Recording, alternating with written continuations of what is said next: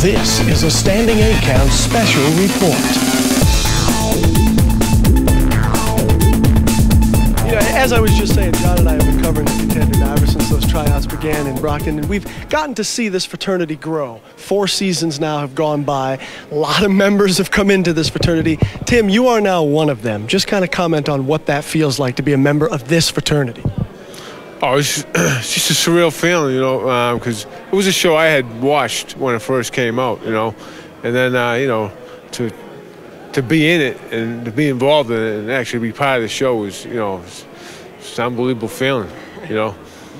You know, in many ways, you were kind of the quintessential sentimental favorite because of your age. And by the way, you're not old. You're only a few years older than I am, so trust me, you're not old. And I don't want people saying that. But really, think about it, though. For you to have the opportunity that you had with, obviously, you know, all these other guys, but being the guy who was the older guy, that spoke to people through this program. What did that mean for you, that you sent that kind of message to people, that you don't give up on your dreams? You don't say because you're approaching 40 or you're slightly over it that you're done and you can't do anything anymore athletically. You sent a message. Talk about that. Yeah, I mean, it was, first of all, it was great to get that opportunity and kind of like to serve as a role model for guys my age, you know what I mean? And you know, I just hope that I represented myself well, and you know, I can keep going on, and as long as my body will let me go, you know. I mean, that's how I look at it.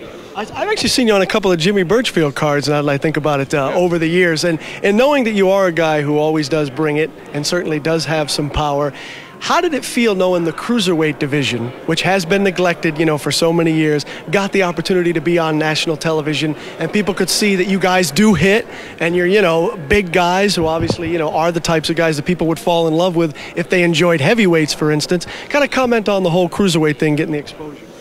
Oh, I thought it was great because, like, you know, throughout your career, people will ask you what weight you fight at, and when you say cruiserweight, a lot of guys take them back. So it's like it just brought some exposure to the division, and you know, it's exactly what it needed.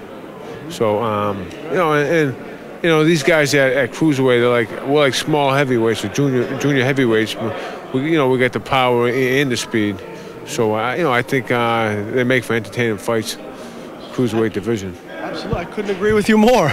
Absolutely, you know, being a native New Englander like myself and John, kind of comment on what it's like now with the Contender coming here to our backyard and having season finales.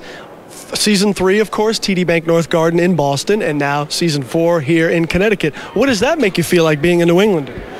Oh, it's great. I mean, it's a great feeling, and you know, the East Coast over here, we have a boxing tradition over here. And you know, it's definitely, I think it's definitely a good place to try to, you know, hold more fighting events. And you know, this is just helping, you know, that much more, bringing the Contender here.